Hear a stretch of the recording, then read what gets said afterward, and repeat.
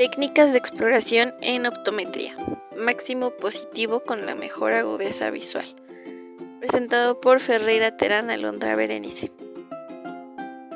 En los antecedentes históricos podemos encontrar a los persas, los cuales tomaban la medida de agudeza visual basándose en la detección de dos estrellas, Alcor y Misa, separadas de nuestro sistema solar a unos 78 años luz aproximadamente y separadas entre sí por 11 minutos de arco. Le siguen Hermann Snellen, quien fue el primero en introducir una estandarización científica en la medida de agudeza visual.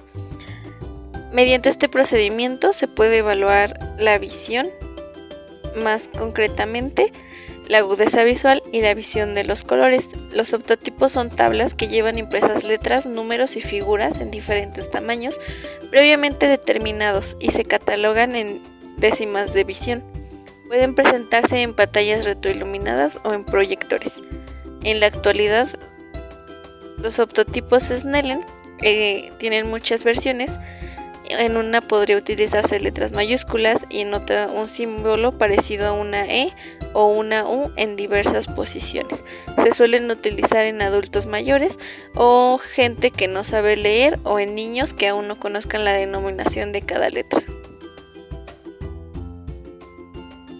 Por otro lado, estas cartillas o carta de Snellen son unos optotipos de prueba que todas estas fueron inventadas en 1843 por Heinrich Wechsler y mejorados por el oculista Edward Jenner en 1854 y también por Stilwell y Seim.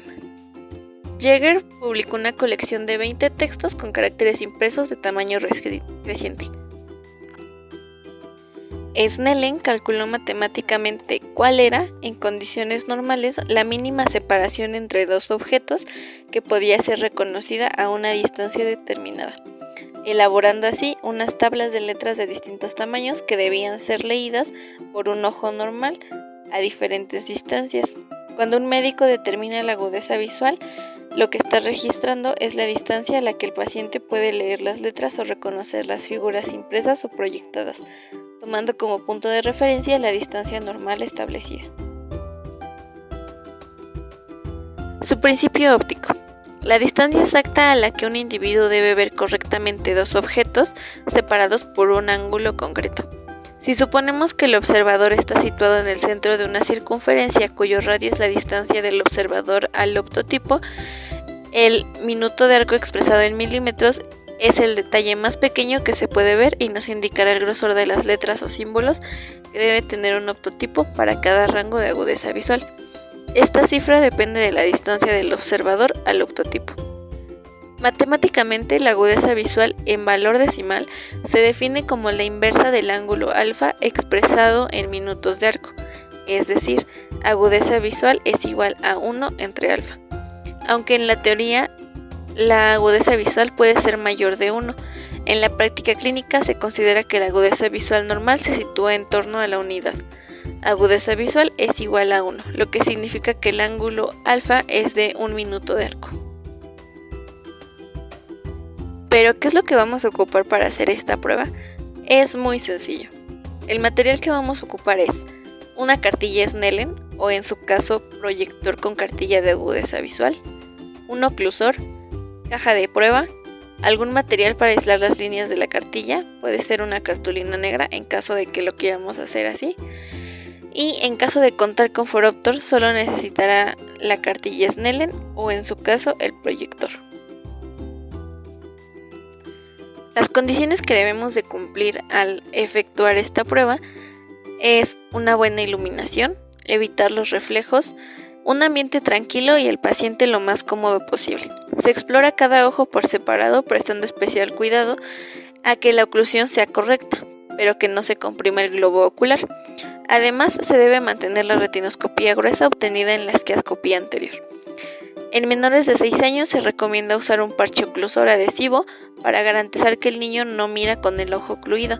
Si no se toleran los parches, también existe la posibilidad de usar gafas de oclusión que están disponibles comercialmente.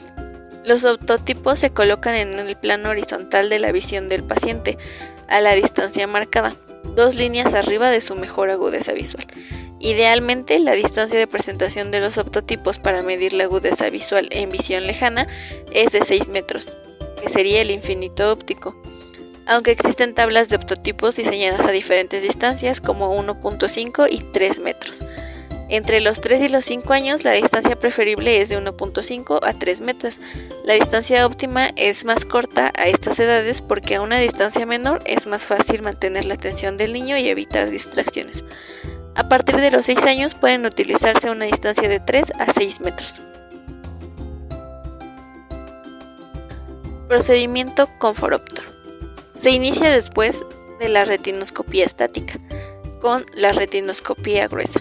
Nosotros debemos de calcular la retinoscopía bruta para darnos una idea del límite al que debemos llegar. Limpiaremos el foróptoro e indicaremos al paciente que se coloque frente al aparato apoyando la frente en el apoyafrente, viendo a través de los oculares. Ajustamos la distancia interpupilar a la distancia de lejos y ocluimos el ojo izquierdo. Prender el proyector y colocar la cartilla para medir agudeza visual de su preferencia, o en su caso, pegar y colocar la cartilla. Indicar al paciente que abra los ojos y que verá borroso y que poco a poco mejorará su visión. Reducir la esfera positiva o aumentar el negativo según sea el caso del paciente en pasos de 0.25 dioptrías, hasta obtener la mejor agudeza visual. Considerar que en los pasos de 0.25 debe de aumentar una línea de agudeza visual. En cada línea preguntar cómo se ven. Aumentar hasta que se vean nítidas y las pueda leer. Seguir avanzando hasta llegar al 20/20 de forma nítida. El resultado deberá de ser la retinoscopía bruta con una variación de más o menos 0.25.